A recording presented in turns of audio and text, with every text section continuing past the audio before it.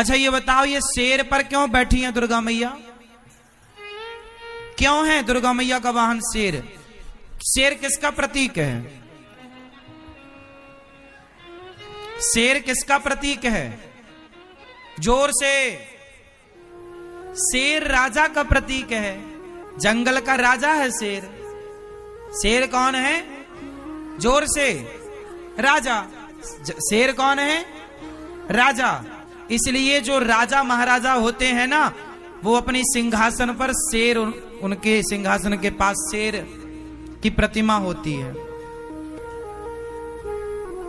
तो दुर्गा मैया शेर पर सवार हैं, शेर राजा का प्रतीक है। अब दुर्गा मैया शेर पर क्यों चढ़ी हैं और क्या मैसेज दे रही हैं? दुर्गा मैया का हाथ, दुर्गा मैया के हाथ कितने हैं? जोर से। 8। दुर्गा मैया कहती हैं 8 हाथ हैं मेरे, और 8 हाथ तब होते हैं जब 4 लोग खड़े हों। आप कितने लोग हैं? आप कितने लोग हैं? हिंदू कितने लोग हैं? हम सब 4 लोग हैं। हम सब कितने लोग हैं? 4। ब्राह्मण, क्षत्रिय, वैश्य और शूद्र। हम कितने भाई हैं? हम कितने भाई हैं? 4। ब्राह्मण, क्षत्रिय, वैश्य और ये चारों भाइयों के हाथ कितने हुए? 8। दुर्गा मैया कहती हैं कि तुम चारों यदि संगठित रहोगे तो दुनिया का कोई भी तुम्हारी तरफ देख ना पाएगा, तुम राजा बनकर सारी दुनिया पर राज्य करोगे। इसलिए दुर्गा मैया शेर पर सवार हैं। यदि तुम संगठित रहे तो तुम राजा रहोगे, और यदि तुम संगठित नहीं रहे तो तुम गुलाम हो जाओगे। और यही हुआ कि ब्राह्मण, क्षत्रिय, वैश्य, शूद्र आपस में लड़े। फूट डालो शासन करो की नीति अंग्रेजों ने अपनाई। हम देशवासियों को 700 साल तक गुलाम बनाए रखा। 500 साल मुगलों ने, 200 साल अंग्रेजों ने। हाँ या ना? यदि तुम संगठित होते तो क्या मजाल की कोई तुम पर आक्रमण करता? हाँ या ना? इसलिए संगठित होना जरूरी है। और दुर्गा मैया शेर पर सवार होकर मैसेज दे रही हैं कि तुम संगठित होगे तो राजा की तरह रहोगे, राजा बन के रहोगे। लेकिन आपको तो लड़ना है आपस में। जातवाद का जहर कुछ लोग घोलते रहते हैं। हमारी सारी देवी देवता जो वाहन है उसका एक अलग ही कारण है, लेकिन आप पता नहीं उस कारण तक पहुंचते हैं नहीं पहुंचते, समझते हैं नहीं समझते।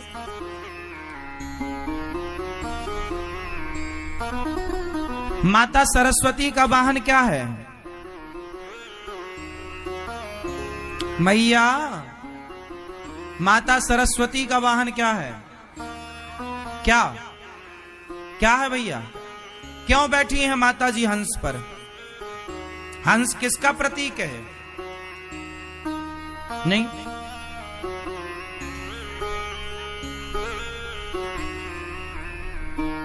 हंस का स्वभाव होता है कि वो दूध और पानी मिक्स करके रखने से वो दूध पीता है और पानी छोड़ देता है। तो हंस किसका प्रतीक हुआ? सार को ग्रहण करने का प्रतीक हंस है। सार को गही लहे, थोथा दे उड़ाए। तो हंस जो है वो दूध पीता है, पानी छोड़ देता है। तो सरस्वती मां बैठ गई हंस पर, समाज को मैसेज दिया कि विद्या वही सफल है, बुद्धिमान वही है जो सार को ग्रहण कर ले, असार को छोड़ दे। विद्वान वही है जो सार को ग्रहण करे। मेरी अच्छाइयां ग्रहण कर लो, मेरी बुराइयां छोड़ दो। लेकिन जमाना अच्छाइयां कम ग्रहण करता है, बुराइयां पूरी।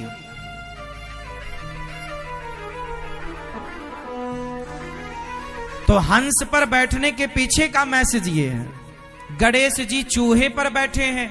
चूहा क्यों? चूहा किसका प्रतीक है? मैया बताएंगी, गुलाबी मैया, चूहा किसका प्रतीक है? नहीं, ये मैया बताएंगी, हमारी सोने वाली मैया जो जाग गई हैं। बताओ मेरी माँ, ये चूहा किसका प्रतीक है? ये इस तरफ की मैया बताएंगी सारी।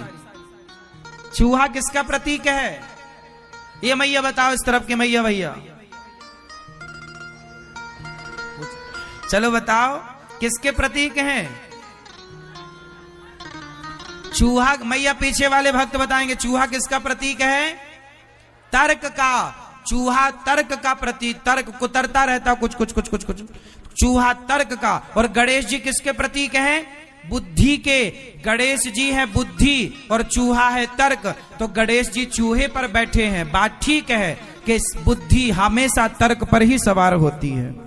बुद्धि हमेशा, गणेश जी बुद्धि के देवता और चूहा तर्क का प्रतीक, तो बुद्धि तर्क पर ही तो सवार होती है ना। तर्क क्या है?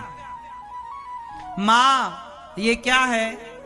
ये तर्क है। बिना तर्क के बुद्धिमान हो। छोटे छोटे बच्चा ना तर्क करते हैं, ये क्या है माँ? ये क्या है माँ? ये अंगूर ऐसा क्यों होता है? ये मैया माँ ये केले के ऊपर छिलका क्यों होता है ना? ये आग गर्म क्यों होती है? ये चंदा को मामा क्यों कहते हैं? ये तर्क है। बात समझ में आ रही है? समुद्र गहरा क्यों है? ये तर्क है। अब बताओ इस तर्क का उत्तर दो, समुद्र गहरा क्यों है? पानी ठंडा क्यों होता है? ये तर्क है।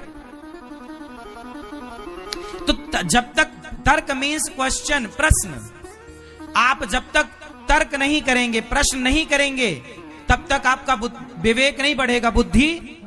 हाँ, इसलिए जिज्ञासु बच्चे अच्छे होते हैं। बच्चों का स्वभाव जिज्ञासु होता। माँ ये क्या है? ये क्या है? ये क्या है? ये क्या है? ये क्या है? माँ बताएगी ये ट्रेन है, ये बस है, ये ट्रेन कैसे चलती है, ये क्या होता है, ये क्या, सब बच्चे पूछते हैं।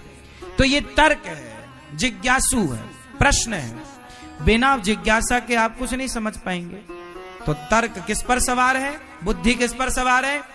बुद्धिमान वही जो तर्क जानता है। जैसे मैंने कहा भगवान सब जगह होते हैं, फॉर एग्जाम्पल, जैसे मैंने कहा कि भगवान, तो आपने तुरंत तर्क कर दिया महाराज जी सब जगह होते हैं तो दिखते क्यों नहीं? ये तर्क है। अब जैसे आपने तर्क दिया कि भगवान सब जगह होते हैं, आपने कहा भगवान सब जगह होते हैं, दिखते क्यों नहीं?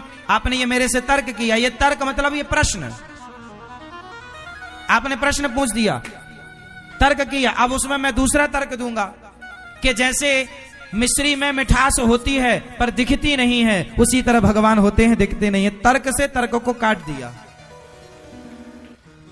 जैसे लोहे से लोहा कटता है, ऐसे ही तर्क से तर्क कटता है। ये तर्क शास्त्र होता है मेरी माँ, इसकी पढ़ाइयां होती हैं। इतने जल्दी तुम्हारी खोपड़ी में सब चीजें ना घुसेंगी, पर फिर भी हम तुम्हें समझा रहे हैं जितना तुम समझ पाओ। इसका बहुत पढ़ाई करनी पड़ती है, समझना पड़ता है चीजों को।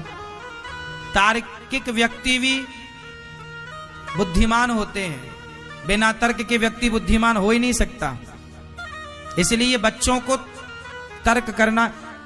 आजकल के बच्चे ना माँ बाप से कुछ पूछते हैं, माँ ये भगवान है तो दिखते क्यों नहीं, ऐसा क्यों? तो माँ अरे चुप रह, चुप रह, ये तुम्हारी माँ ना तुम्हारी बुद्धि का विकास नहीं होने दे रही है।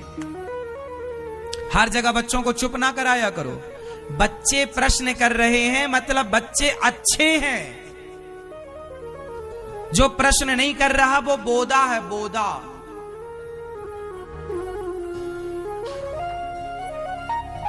झंडू बाम कुछ नहीं पूछता, कुछ नहीं बोलता, बैठा ऐसे बोलते गांव में, बोदा कहीं का बोदा। वो बच्चे बहुत बुद्धिमान हैं जो बहुत सारे प्रश्न करते हैं। ये ऐसा क्यों? मतलब वो प्रश्न इसलिए कर रहे हैं, वो जानना चाहते हैं। वो क्या चाहते हैं? जानना। लेकिन आप माँ हो, आपको कुछ पता नहीं, बच्चे पूछ रहे हैं माँ ये भगवान दिखते क्यों नहीं है? तो चुप रह, भगवान पे सवाल खड़ा क्यों नहीं खड़ा करेगा? बताओ, उसे समझाओ, उसकी जिज्ञासा है, उत्तर दो। आपका धर्म है उत्तर देना। इसके लिए माँ बाप का सत्संगी होना जरूरी है। जब तुम सत्संग करोगे तो हर प्रश्न का उत्तर दे पाओगे। हम कथा ऐसी सुनाते हैं आपको कि आप हर प्रश्न का उत्तर दे पाओ। आप सुनते रहिए। आप 1 महीना की मेरी क्लास ज्वाइन कर लीजिए, 1 महीना सत्संग कर लीजिए। 1 महीने में आप 80% प्रश्नों के उत्तर देने लग जाएंगे। 1 महीने के अंदर सामान्य जो प्रश्न हैं, जो धर्म आध्यात्म से जुड़े हुए हैं, 1 महीना आप मेरी बातें समझ लीजिए। 1 महीने के अंदर आप इतने मजबूत हो जाएंगे कि आप विधर्मियों के तो हर प्रश्न का उत्तर दे पाएंगे। सत्संग करिए तो। और ये माँ बाप को बहुत जरूरी है।